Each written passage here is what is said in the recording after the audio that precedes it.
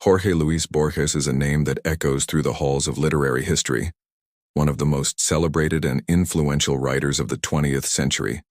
His stories feel like dreams, weaving through labyrinths of time, infinity, and identity. But have you ever wondered about the man behind these magical, mind-bending tales? His journey to success was anything but a straight line. In fact, it was a path filled with rejection, struggle, and a profound personal challenge that would have broken most people. Today we're going to explore the incredible story of how Jorge Luis Borges overcame early failures and crushing setbacks to not only find his voice, but to become a true literary legend. This isn't just a story about a writer. It's a powerful lesson in resilience, adaptation, and the hidden strength we find in our darkest moments. Stick around, because this story might just change the way you look at your own struggles. Born in 1899 in Buenos Aires, Argentina, Jorge Luis Borges grew up in a home that was essentially a library. His father was a lawyer and psychology teacher who also wrote, and his English grandmother read to him in English, making him bilingual from a young age. He was a boy who lived and breathed books. You'd think with a start like that, literary stardom was guaranteed, right? Well, not exactly. Early in his career, Borges was an outlier. He returned to Buenos Aires in the 1920s after spending time in Europe, filled with avant-garde ideas. He co-founded literary journals and published his first book of poetry, Fervor of Buenos Aires. But the world wasn't quite ready for him. His early collections of poetry and stories were met with a resounding silence. They received very limited attention, and what little feedback he got was often harsh. Critics and even some of his peers found his style too dense, too academic, too philosophical. They called it complex, unconventional, and ultimately, inaccessible. Imagine pouring your heart and soul into your work, crafting every sentence with care, only to have it ignored or dismissed. That was Borges's reality for years. He wasn't a young prodigy celebrated from day one. He was a writer working in relative obscurity, wrestling with self-doubt.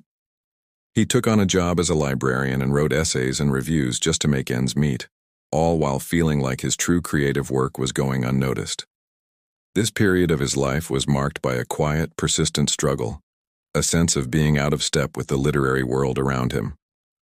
It was a long, slow grind, and for many, this would have been the end of the story. But for Borges, it was just the beginning of his true test.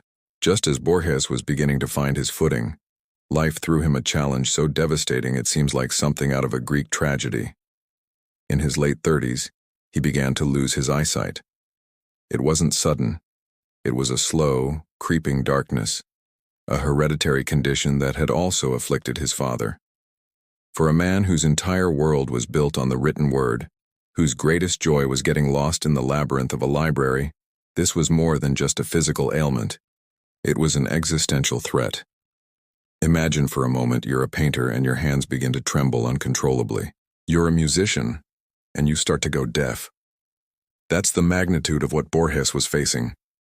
Reading, the very act that had defined his existence since childhood, became a struggle, and then an impossibility. Writing, his chosen craft, became a monumental task. The frustration, the fear, the despair must have been immense. He described it as a slow nightfall, a gradual fading of the world he knew and loved. Many would have surrendered, seeing it as a cruel joke from fate, a sign to give up. But Borges did something remarkable. He refused to be defined by his blindness. He refused to surrender to despair. Instead of seeing it as an end, he began to see it as a transformation. He couldn't read, so he relied on others to read to him, his mother, his friends. He couldn't physically write, so he started composing entire stories, poems, and essays in his head, memorizing them word for word, line by line, before dictating them. His mind became his new library, his memory, the new page. This devastating blow forced him to adapt, to turn inward and rely on the vast landscapes of his imagination in a way he never had before. His loss of physical sight seemed to sharpen his inner vision, forcing him to create worlds entirely from memory and thought. It was a crucible that would forge the legendary writer he was destined to become. Freed from the physical act of writing and forced to build stories within the architecture of his mind, Borges's work began to transform. He turned his limitation into a new kind of freedom. This period, from the 1940s onwards, is when he produced his most iconic and groundbreaking works. Books like Ficciones and The Aleph weren't just collections of stories. They were portals into new realities. He explored concepts that were radical for the time. Infinity contained in a single point libraries that held every possible bookman who could remember everything, and labyrinths that were not just physical spaces, but metaphors for time and existence itself. He didn't try to change his style to please the critics who had dismissed him earlier. He doubled down. He embraced his unique voice, his love for philosophy, mythology, and paradox, unapologetically. His blindness, in a strange way, made his writing even more potent. His inner world became richer, more vivid. His stories weren't just plots. They were intricate intellectual puzzles, philosophical inquiries disguised as fiction. And slowly, the world started to catch up. Recognition, which had eluded him for so long, began to trickle in, first from fellow writers in Latin America, and then, like a tidal wave, from across the globe. He kept writing, kept dictating, kept building his intricate universes of the mind, proving that the most powerful tool a creator has isn't their eyes or their hands, but their unwavering persistence and their imagination. By the 1960s, the obscure librarian from Buenos Aires was an international literary superstar.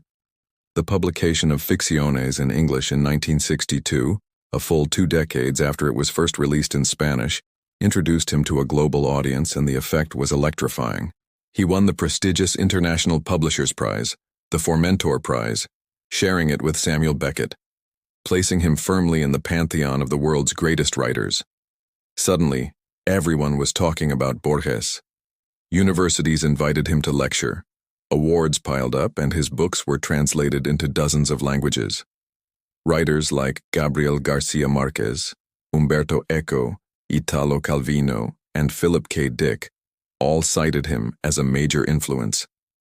He had, almost single-handedly, changed the landscape of literature. The genre of magical realism, which would define Latin American fiction for a generation, owes an immense debt to his pioneering work. His legacy is not just in the stories he told, but in the questions he asked. He made us question the nature of reality itself. Is the world we perceive the only one? What is the relationship between the author, the text, and the reader? He pushed the boundaries of what a story could be, blending essay, fiction, and poetry into something entirely new. He showed us that the most profound explorations of the human condition could be found in a detective story, a mythological retelling, or a philosophical puzzle. The boy who was told his writing was too complex had ended up teaching the world a new way to read and a new way to think. So, what can we in our own lives learn from the incredible journey of Jorge Luis Borges? First, and most importantly, failure and criticism do not define you. Borges faced years of obscurity and negative feedback. If he had let that stop him, the world would have been robbed of his genius. Your early attempts are not your final verdict. They are just stepping stones. Second, adaptation and persistence can turn your greatest obstacles into your greatest strengths. Losing his sight should have ended his career. Instead, it forced him to reinvent his creative process and unlocked a deeper level of imagination. What looks like a roadblock might actually be a detour to a more interesting path. How can you adapt to your challenges instead of just fighting them? And finally, your unique perspective is your power. Borges never compromised his vision to fit in. The very things critics called his weaknesses, his complexity, his intellectualism, ultimately became his signature, the source of his revolutionary impact. Don't be afraid to be different. Your unique voice is the most valuable thing you have. As Borges himself famously said, "I have always imagined that paradise will be a kind of library." He built that paradise first for himself, in his mind, and then shared it with all of us. So if you're out there struggling right now, feeling like your work is going unnoticed or facing an obstacle that feels insurmountable, Remember the blind librarian who mapped infinity. Remember Borges. His life is a testament to the fact that no matter the obstacles, physical, mental, or external, you have the power to create your own masterpiece. Your greatest work might just be on the other side of your greatest challenge. Thank you so much for joining us on this journey into the life of a literary legend. If you found this story inspiring, please hit that like button and subscribe to our channel for more stories of wisdom and resilience to fuel your own journey. We'd love to have you with us. See you in the next video.